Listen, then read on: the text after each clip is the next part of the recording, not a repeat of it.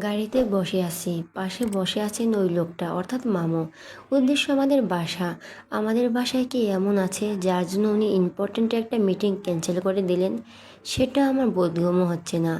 ওনার ব্যবহারগুলো আমার কাছে বেশ অদ্ভুত ঠেকছে, কিন্তু কেন যেন খারাপ লাগছে না। উনি এক হাতে আমাকে খুব শক্ত করে জড়িয়ে ধরে আছেন, যেন ছাড়লেই হারিয়ে যাব। আমার লাগার কথা। এমন একটা পরিস্থিতিতে যে কোনো মেয়েরই অস্বস্তি লাগবে বলে আমার ধারণা। 19 বছর বয়সে কোনো যুবতীকে কোনো অপরিচিত ভদ্রলোক জড়িয়ে ধরে বসে আছেন, তা নিঃসন্দেহে অস্বস্তিকর। কিন্তু আশ্চর্যের বিষয় হলো আমার অস্বস্তি লাগছে না। আমার কাছে মনে হচ্ছে এটা স্বাভাবিক। ওনার জড়িয়ে ধরার মধ্যে অন্যরকম একটা চিহ্ন খুঁজে পাচ্ছি, যেমনটা বাবার ছোঁয়ায় পাই। কিছুক্ষণ পর উনি নড়েচড়ে বলে উঠলেন, রোদমা, তোকে তুই করে বলছি বলে কি তুই রাগ করছিস? আমার রাগ করা উচিত হলো, কেন যেন এই মুহূর্তে রাগটা লাগছে না। আপনি আমায় তুই করে বলতে পারেন মুচকি হেসে। আপনি কি রে? তুমি করে বল, নয়তো কেমন পরপর লাগে। তুই জানিস না তুই আমার জন্য কতটা ইম্পর্টেন্ট। আমি মামুর মুখে দেখে তীক্ষ্ণ দৃষ্টিতে তাকালাম। ওনার চোখ দুটো বলছে উনি সত্যি কথা বলছেন, কিন্তু এই অল্প সময়ে কেউ কারো কাছে ইম্পর্ট্যান্ট হয়ে যেতে পারে নাকি? আজব তো। উনি আমার দিকে তাকিয়ে মুচকি হেসে পকেট থেকে ওয়ালেট বের করে তার থেকে একটা পুরনো ফটো বের করে আমার সামনে ধরলেন। আমি ফটোটা হাতে নিয়ে একটু খেয়াল করে দেখেই অবাক হলাম। ও মা, এটা আমি! কিন্তু আমি বুঝতে পারছি এটা আমি না। মেয়েটার চেহারাটা ঠিক আমার মতো, কিন্তু স্টাইল আর ড্রেস আপ দেখে বোঝা যাচ্ছে ওটা আমি নই। অনেক বছর পুরনো একটা ছবি। আমি অবাক চোখে মামুর দিকে তাকাতেই উনি বলে উঠলেন, বুঝলি না তো, ওটা তোর মা। তোর বয়সে ঠিক তোর মতোই ছিল। এটা যখন ওকে প্রথম দিন কলেজে ভর্তি করিয়ে দেই সেদিনকার ছবি। পাশেটা তোর বাবা, রাদীপ আহমেদ। তুমি আমার বাবাকে চেনো? অবাক চোখে, হ্যাঁ চিনি। আমার বন্ধু ছিল ও। অরিকে ভালোবাসতো। তোর মা বাবার লাভ ম্যারেজ হয় জানিস তো? মাথা নেড়ে। বাবা ওরের বিয়েটা অন্য জায়গায় ঠিক করে ফেলে। রাদীপ তখন মাত্র মাস্টার্স করেছে, আর ওরই অনার্স ফার্স্ট ইয়ার। বেকার ছেলের কাছে মেয়ে বিয়ে দেবে না বাবা। এদিকে ওরই মুখ কালো করে বসে আছে। আর যাই হোক, আমি ওর মুখ ভার দেখতে পারতাম না কখনো। ওর চোখে এক ফোঁটা জলও আমার আত্মাটা কেঁপে যেত। মা ছাড়া বোনটাকে ছোট থেকে বুকে আগলে রেখেছিলাম। এদিকে বন্ধু আমার মর্মর অবস্থা। আমার বোনকে না পেলে সে দেবদাস হয়ে বলে ডিসিশন নিয়েছে, নয়তো হবে চিরকুমার। শেষমেশ বিয়ের দিন বরের গাড়ি রাস্তায় আসতেই কয়েকজন বন্ধু মিলে তাকে বেদরাম পিটালাম। আমিও বেশ ব্যথা পেয়েছিলাম, কিন্তু তার তোয়াক্কা করিনি।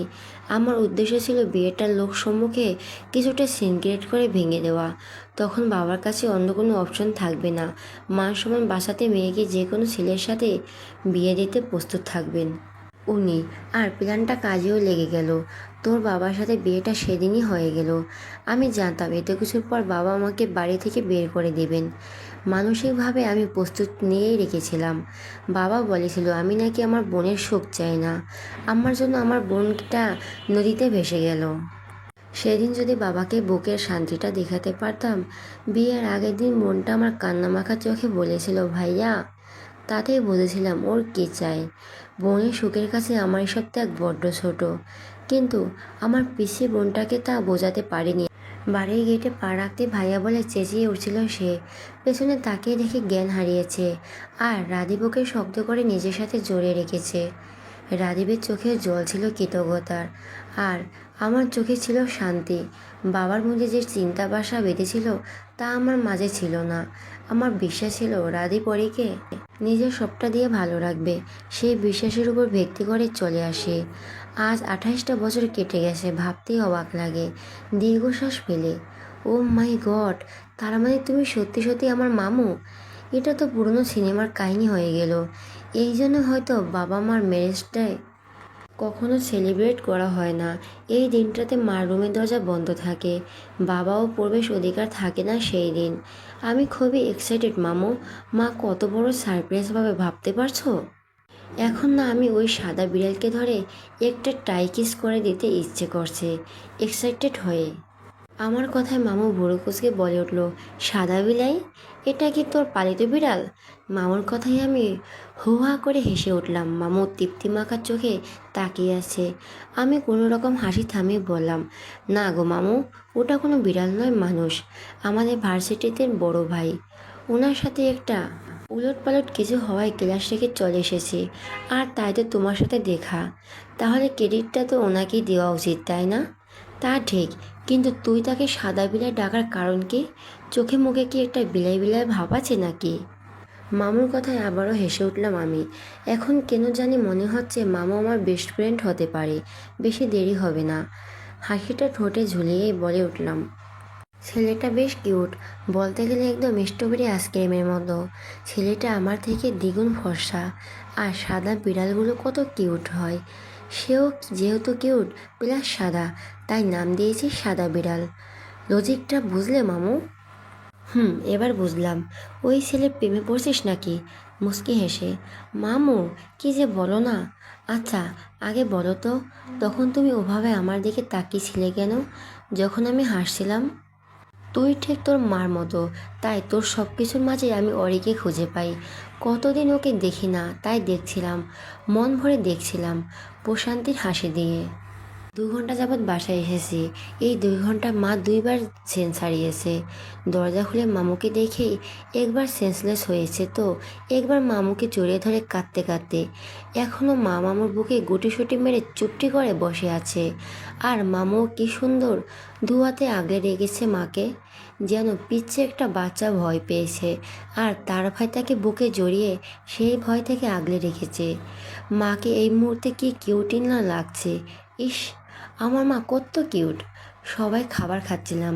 মামু আজ মাকে খাইয়ে দিচ্ছে। আগে নাকি রোজ মামুই খাইয়ে দিত মাকে। মা হঠাৎই বলে উঠল, ভাইয়া, তুমি অনেক কিছু মিস করে ফেলছো। তোমার বোনের বড় হওয়াটা মিস করেছো, ওকে মা হতে দেখতে মিস করেছো, তোমার পিচ্ছি বোন থেকে সংসারে হতে দেখাটা মিস করেছো। মামু আম্মুর কথায় মুচকি হেসে বলে উঠলেন, তা করেছি, কিন্তু সেসব পুষিয়ে নিতে পারবো বলে তেমন আফসোস হচ্ছে না। মানে? অবাক হয়ে, ওই তো দেখ, আমাকে ইশারা করে। আমার ছোট্ট ওরি ওখানে বসে আছে। ওকে বড় হতে দেখবো এবার। তোর যা মিস করেছি সব কিছু রোদকে দেখে পুষিয়ে নেব। যে ঠিক তোর মতোই হয়েছে তা কি তুই জানিস? একদমই, কিভাবে সম্ভব? আমার থেকে মিষ্টি হয়েছে ও ভাইয়া। তা ঠিক। রোদমা, এদিকে আয়, আমি তোকে খাইয়ে দিচ্ছি। আর শোন, আমি যখনই এখানে আসবো তখনই তোকে খাইয়ে দিব। আয় আয়। আমি উঠে যেতেই ভাইয়া নাকি সুরে বলে উঠল, মামু, আমি আর রুহি কী দোষ করেছি? কিছু দোষ করনি তো তোমরা, কিন্তু বাবা রোদ যে আমার চোখের তারা, সেটা আমি তোমাদের সান্ত্বনা দিতে গিয়েও অস্বীকার করতে পারবো না। আমার বোনকে যা দিতে পারি না সব এনে দেবো ওকে, সব কিছু। আমি খাচ্ছি আর ভাবছি, বাহ, মার মতো হওয়ার কত সুবিধা। ক্যান্টিনে বসে বাইরের দিকে উকিঝুঁকি দিচ্ছি। আসলে শুভ্র ভাইয়াকে খুঁজছি। ওনার ওই চুমু যে আমার জন্য লাকি চার্ম আনে। আগে জানলে প্রতিদিনই একটা করে চুমু খেয়ে যেতাম। ছি ছি, নীলজ্জের মতো কী সব ভাবছি। তবে হ্যাঁ, ওনাকে একটা কিউট থ্যাঙ্কস তো দেওয়াই যায়। হাজার হলে ওনার জন্য মামুকে পেলাম। কিছুক্ষণ পর খেয়াল করলাম চিত্রা আমার দিকে বুড়ো কুঁচকে তাকিয়ে আছে। ওর দিকে আর চোখে তাকিয়ে চোখ ফিরে নিয়ে স্ট্রেট হয়ে বসে বলে উঠলাম, এভাবে তাকিয়ে আছিস কেন? আগে তুই বল যে তুই এভাবে উকিঝুঁকি মারছিস কেন? তোর কি পেট খারাপ হয়েছে? ওয়াশরুমে যাবি নাকি? কাউকে খুঁজছিস? কোনটা? ভুরু কুঁচকে, আ কাকে খুঁজবো? ভার্সিটি দেখছিলাম। এনিওয়ে দোস্ত, তুই কখনো চুমো থেরাপির কথা শুনেছিস? যে চুমু পেলেই সব ম্যাজিকের মতো হয়ে যায়। দ্যাশ টাইপ।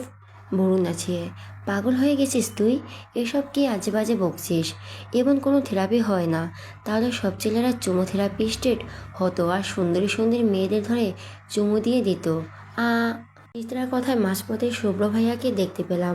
ব্রাউন কালারের একটা শার্ট, ব্লু জিন্স, ডান হাতে ঘড়ি, বাম হাতে সিল্ক স্টেড চুলগুলো ঠিক করতে করতে মাঠের মধ্যে এসে হেঁটে যাচ্ছেন। আশেপাশে ওনার হারামি বন্ধুগুলো দেখতে না পেয়ে বেশ খুশি হলাম। চিত্রাকে রেখে ক্যান্টিন থেকে দৌড়ে বেরিয়ে গেলাম। চিত্রা যে হাঁ করে আমার দিকে তাকিয়ে আছে তা আমি ওর দিকে না তাকিয়ে বুঝতেই পারছি। ও হা করে থাকুক বা হা করে উল্টে পড়ে যাক, তাতে আপাতত আমার কোনো মাথা ব্যথা নেই।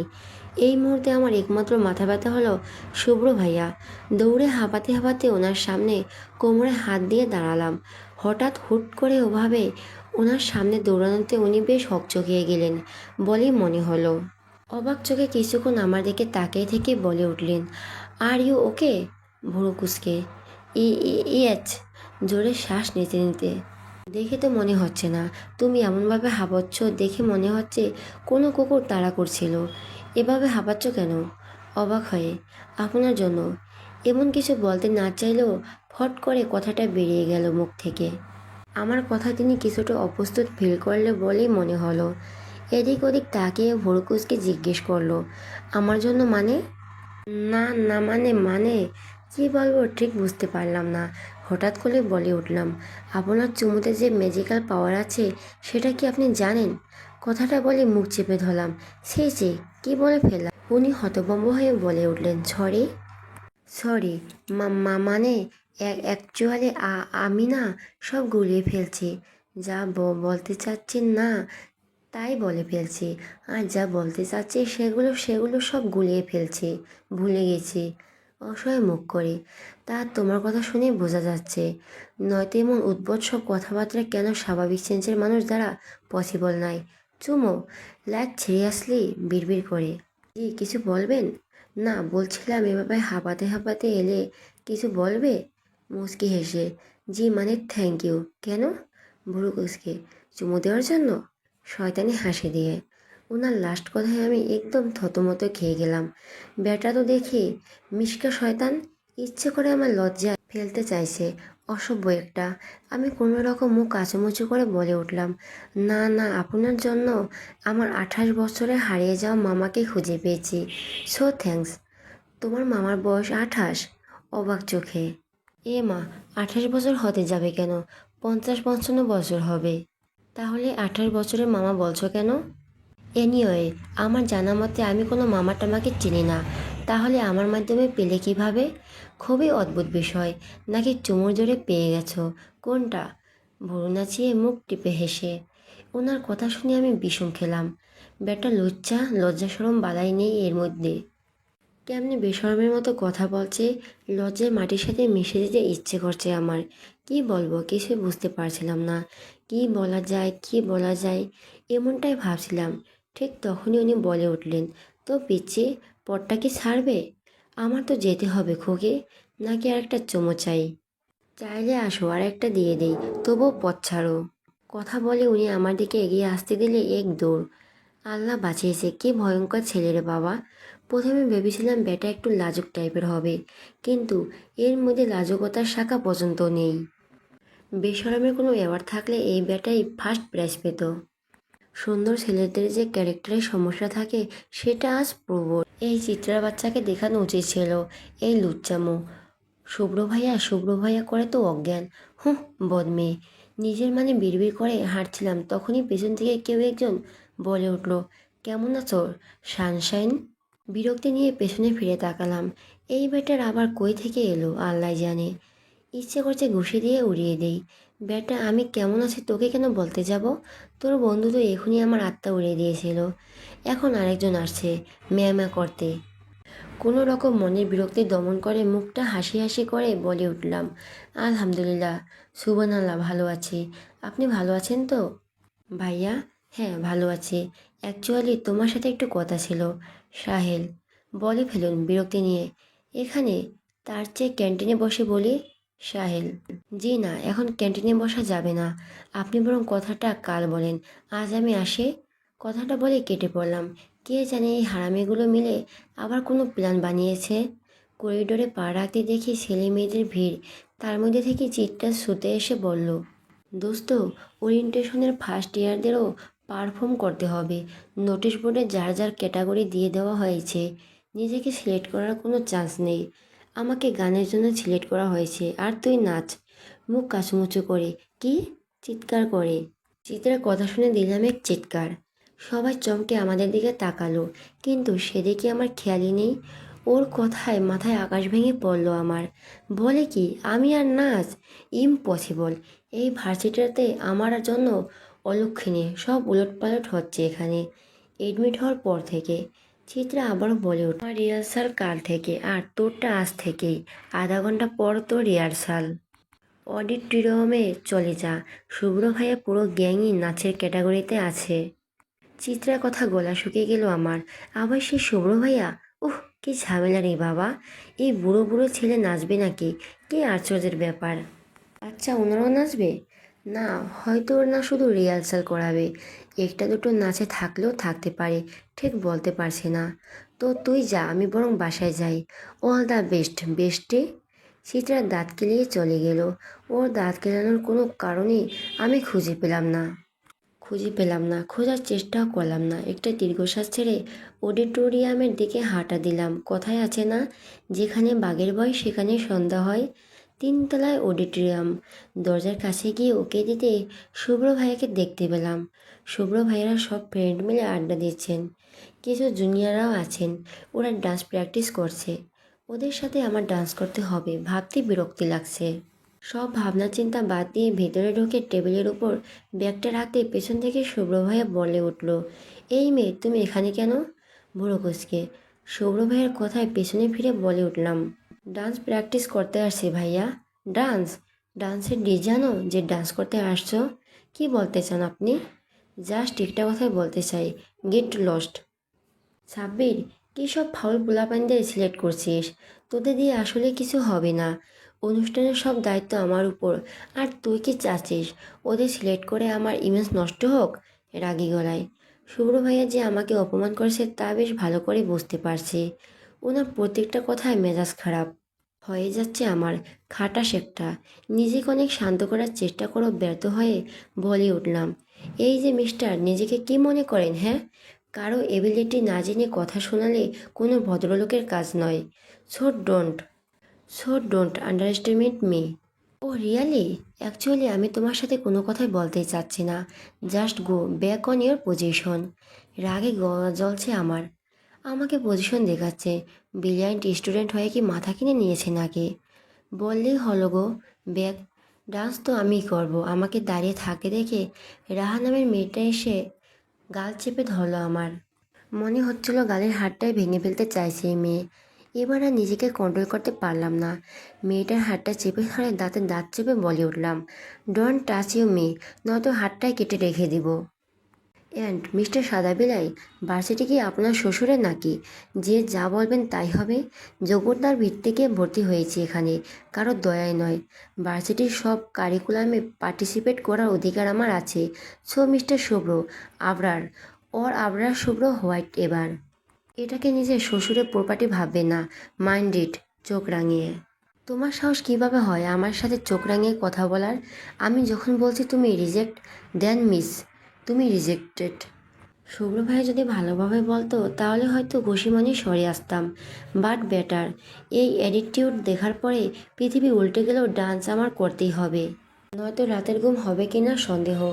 অবশেষে আমাদের গণ্ডগোলের অবসান ঘটলো। রাজ্জাক স্যার, আমাকে পারফরমেন্স দেখা হলো, সবার পছন্দ হলেও আমাকে রিজেক্ট হতে হলো সৌর ভাইয়ের জন্য। তিনি স্যারকে বোঝালেন আমি সিনিয়রদের সাথে বেয়াদবি করেছি, আর স্যারও নাচতে নাচতে ওনার কথা বিশ্বাস করে আমাকে রিজেক্ট করে দিলেন। ইচ্ছে করছিল এই স্যার সহ সব কয়টাকে উষ্টা মেরে উগান্ডা পাঠিয়ে দেই। এই সাদা বিলাইকে তো আমি দেখে নিব। আমাকে অপমান করা মজা তুমি এবার হাড়ে হাড়ে টের পাবে Bachchu. Just wait and watch. চোখের পানি আটকে রাখার তুমুল চেষ্টা চালিয়ে যাচ্ছি, কিন্তু সফল হতে পারছি বলে মনে হচ্ছে না। আমারই এক সমস্যা, অতিরিক্ত রেগে গেলে নাকের জল চোখের জল এক হয়ে যায়।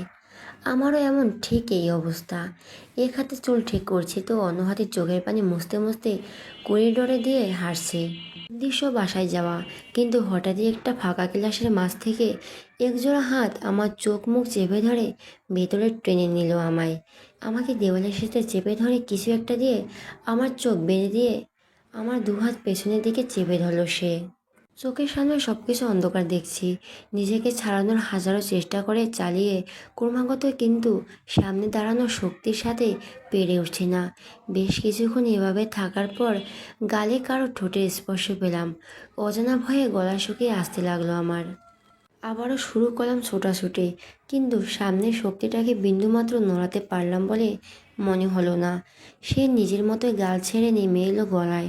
সারা শরীর কেঁপে কেঁপে উঠছিল আমার। গলায় একটা কামড় দিয়েই হাত দুটো ছেড়ে দিলে সামনের দিকে থাকা মানুষটি। ভয়ে রীতিমতো কাঁপছিলাম আমি। শুকনো গলায় বারবার ঢোক গিলছিলাম। কাঁপা কাঁপা হাতে চোখের কাপড়টি তাড়াতাড়ি সরিয়ে দেখলাম একটা ফাঁকা ক্লাসে আমি একা দাঁড়িয়ে আছি। দৌড়ে দরজার কাছে গিয়ে উকিঝুঁকি দিয়েও কাউকে খুঁজে পেলাম না। রাগ, ভয়, বিরক্তি সব কিছু নিয়ে অন্যরকম একটা অনুভূতি হচ্ছিল আমার। হঠাৎ হাতের কাপড়টা উপরে চোখ পড়তেই সাদা কাপড়ের লাল কালিতে কিছু লেখা।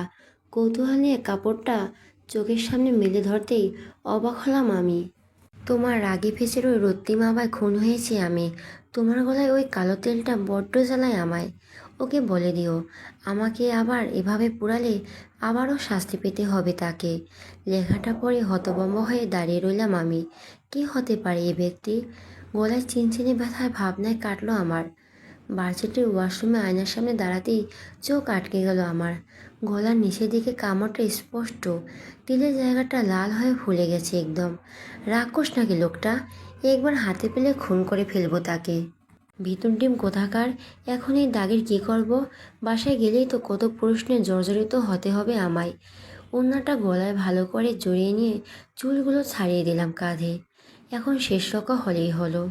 গেটের কাছে আসতে শুভ্র ভাইয়ের গাড়িটা চোখে পড়লো। সকালে একবার দেখছিলাম ওনাকে এই গাড়িতে। ওনার কথা মনে পড়তেই রাগটা মাথায় চড়া দিয়ে উঠল। ব্যাগ থেকে পানি আর জুসের বোতল বের করে ড্রাইভিং সিটে ঢেলে দিলাম পুরোটা। এখন বুঝো ঠেলা। আমার সাথে পাঙ্গা। কাজটা কমপ্লিট করে পেছে তাকিয়ে দেখি ওনারা আসছেন। কোনো রকম দৌড়ে সরে এলাম সেখান থেকে। রাস্তা দাঁড়িয়ে কোমরে হাত রেখে হাঁপাচ্ছে। হঠাৎ খেয়াল করলাম লাল রঙের একটা গাড়ি বসে থাকা একটা ছেলে আমার দিকে তাকিয়ে মিটমিটে হাসছে। বেটার দিকে ভোর কুচকে তাকাতেই মনে পড়ল, ও মোর আল্লাহ, এই ছেলে সে কামড় দেওয়ার ছেলে নয় তো? ইচ্ছে তো করছিল গিয়ে শার্টের কলারটা ধরে দেই কয়েকটা থাপ্পড়, কিন্তু আশেপাশে মানুষ না থাকায় সাহসে উলাতে পারলাম না। যদি কিডন্যাপ করে নেয় আমায়। মনে মনে দোয়াদুরুদ পড়ে চারদিকে তাকাচ্ছিলাম, যদি একটা রিক্সা পেয়ে যাই। কিন্তু রোদ বিপদে পড়েছে আর রিক্সা এসে হাজির হয়েছে, তা কখনই পসিবলই নয়। আমার লাইফে রিক্সা হলো বাংলা সিনেমার পুলিশদের মতো, অলওয়েজ লেট। ছেলেটাকে আর চোখে দেখলাম, সে এখনো আমার দিকে তাকিয়ে আছে। কি অসভ্য ছেলে রে বাবা, আর রিস্ক নেওয়া ঠিক হবে না ভেবে উল্টো পথে হাঁটা দিলাম। ও মা, এ কি? এই ছেলে তো আমার পেছন পেছনে গাড়ি ছুটিয়ে আসছে। হাঁটার গতি দ্বিগুণ বাড়িয়ে দিলাম, কিন্তু কাজে লাগলো না। গাড়িটা একদম আমার সামনে এসে থামলো। কী করব ভাবছিলাম। আমার কাছে বডি স্প্রে টাইপেরও কিছু নেই যে নাটকের নায়িকার মতো চোখে মেরে দৌড়ে পালাবো। ছেলেটাকে দেখে হাই সোসাইটির বলে মনে হচ্ছে, যথেষ্ট স্মার্ট। ছেলেদের গায়ের রং যেমন হওয়া উচিত ঠিক তেমন। তার গায়ের রং ওই সাদা বিড়ালের মতো। সাদা তো একদম নয়, উজ্জ্বল শ্যামা। মাথা ভর্তি হালকা কোঁকড়ানো চুল, গায়ে ফুল ফর্মাল গেট আপ। এমন একটা ছেলে আমার পেছনে কেন লেগেছে বুঝতেই পারছি না। হাতের ব্যাগে ঢুকিয়ে কিছু একটা খুঁজছি, যদি বাঁচার উপায় কিছু একটা পেয়ে যাই। হঠাৎই হাতে বাজলো আপুর জন্য প্যাক করে নেওয়া কোল্ড কফি আর বার্গার। এ দুটোই এবার শেষ বর্ষা আমার। ছেলেটা হাসি হাসি মুখ দিয়ে আমার দিকে এগিয়ে আসছিল। কোল্ড কফিটা ছুঁড়ে মারলাম তার মুখে। আচমকা এমন একটা ভ্যাবাচ্যাপা খেয়ে গেল সে। এই সুযোগে বার্গারের চিজ সাথে থাকা কেচাপ সব কিছু ঘষে দিলাম তার মুখে। কেচাপটা যে ওনার চোখে চলে গেছে বুঝতে পারলাম। বারবার চোখ ডলছেন উনি। ওনার মুখটা চেনার উপায় নেই, পুরো জোকারের মতো লাগছিল তখন। ইচ্ছে করছিল হু-হা করে হেসে দিই, কিন্তু তার আগে পেছন থেকে একজন বলে উঠল, এসব কী করছো সানশাইন? কে এটা? পেছনে তাকিয়ে দেখি শুভ্র, সাহেল ও সাব্বির ভাইয়া দাঁড়িয়ে আছে। সাহেল ভাইয়ার কথায় বিরক্তি হলেও বলে উঠলাম, আমার বয়ফ্রেন্ড। কোনো সমস্যা? মুচকি হেসে, এটা সিরিয়াসলি তোমার বিহেভ? অবাক হয়ে, জি হ্যাঁ। আমি আপনাকে মিথ্যে কেন বলবো বলুন তো? ওনার মুখে এসব কি? কেউ বিহেভের সাথে এমন বিহেভ করে নাকি? ভুরু কুঁচকে, কেউ করে না, আমি করি। আর এসবেও অভ্যস্ত, এটাই আমার ভালোবাসা। এবার আপনারা যেতে পারেন। শুভ্র ভাইয়া ফোনে কার সার্ভিসের সাথে কথা বলছিলেন। আমার মুখে বয়ফ্রেন্ডের কথা শুনে ফোনটা কেটে পকেটে পুরে কিছুক্ষণ তীক্ষ্ণ দৃষ্টিতে তাকিয়ে রইল ছেলেটির দিকে। তারপর আমার দিকে ক্ষিপ্ত নজরে তাকাতেই দ্রুত বেগে হাঁটা দিল সেখান থেকে। তার সাথে সাহিল আর সাব্বির ভাইও দৌড় লাগালো। এবার আমি ভুরু কুঁচকে ছেলেটার দিকে তাকাতেই বলে উঠলাম, চোখ জ্বলছে আপনার? হুম, অনেক। বেশ হয়েছে, আমাকে ফলো করতে আসলে এমনই হবে, অসভ্য ছেলে। কী করে হয় আপনার আমাকে ফলো করার? রোদ, আমি তোমায় ফলো করছিলাম না বোন, আমি অব্র। আপনি অব্র হন আর আকাশ পাতাল সব হন, আমায় কেন যায় আসে না। আমার হাতে কেচাপের বোতল থাকলে পুরোটাই ঢেলে দিতাম আপনার চোখে। লুচু ছেলে কোথাকার, বাড়িতে মা বোন নাই? মা আছে, বোন আছে একটা, সে আমার সামনে দাঁড়িয়ে আছে। রোদ, আমি তোমার মামুর ছেলে, তোমার অব্র ভাইয়া। কথাটা শুনে হাত দিয়ে মুখ চেপে ধরলাম আমি। ও মা, এটা মামুর ছেলে সর্বনাশ করেছে। এখন কি হবে? সরি ভাইয়া, আমি আসলে বুঝতে পারিনি, সরি সরি। সরি পরে বলে, বোন আগে পানি দাও, চোখ জ্বলছে তো। ও হ্যাঁ, ব্যাগ থেকে বোতল বের করতেই হতাশ হলাম। বোতল খালি, সব তো শুভ্র ভাইয়া গাড়িতে ঢেলে রেখে আসছি। এখন উপায়? অভ্র ভাইয়ের হাত ধরে একটু হেঁটে চায়ের দোকান থেকে পানি নিয়ে ওনার হাতে দিলাম। শেষমেশ ওনার চোখ ঠিক হলো। আমি অপরাধীর মতো ওনার দিকে তাকিয়ে। উনি চোখ মুছে আমার দিকে তাকাতেই মিষ্টি এসে বলল, বোনরে, তুমি তো খুবই ভয়ঙ্কর। সরি, কিউট করে। আপনি আগে বললেই তো হতো যে আপনি মামুর ছেলে। না বলে ওভাবে তাকিয়েছিলেন কেন? আরে ওটা অনেক কাহিনী। বাবা আমাকে ফপির পিক দেখিয়ে বলো, এটা দেখলে নাকি আমি তোমাকে চিনে নিব। আমি কিছুতেই বিশ্বাস করতে পারছিলাম না। 30 বছর আগের পিক দেখে কাউকে কিভাবে চেনা সম্ভব, তাও ছবিটা তার নিজের না, তার মার। এটা নিজে বাজিক ধরেই অফিস থেকে সোজা এখানে চলে আসলাম। তখন তোমাকে খেয়াল করে দেখছিলাম, কিছু বলতাম তার আগে তো এ তো কাণ্ড করে ফেললে। আমি আবারও অপরাধী দৃষ্টিতে বললাম, সরি ভাইয়া, মুচকি হেসে বলে উঠলেন, ইটস ওকে, চলো এবার কোথায়? তোমায় পৌঁছে দেই। তুমি নাকি আইসক্রিম অনেক পছন্দ করো, বাবা বলো। চলো, তোমায় আইসক্রিম খাওয়াবো। সত্যি? হুম। ওকে চলুন। যাওয়ার সময় আপুর জন্য কোল্ড কফি আর বার্গারও নিতে হবে। আগেরগুলো তো আপনার মুখে হাত দিয়ে ইশারা করে ওনার মুখ দেখাতেই দুজনই ফিক করে হেসে দিলাম। কাল রাতে অব্র ভাইয়াকে নিয়ে আপুর সাথে এত এত গল্প করতে করতে ঘুমাতে বড্ড দেরি হয়ে গেছে, যার ফলাফল প্রথম ক্লাস মিস। তাড়াহুড়ো করে ক্লাসের দিকে যাচ্ছিলাম। তিনতলা লাইব্রেরির চারতলায় আমাদের ডিপার্টমেন্ট। তিনতলা পেরিয়ে যখনই চারতলায় উঠবো, কেউ একজন টেনে লাইব্রেরির এক কোনায় দেওয়ালে চেপে দাঁড় করিয়ে দিল আমায়।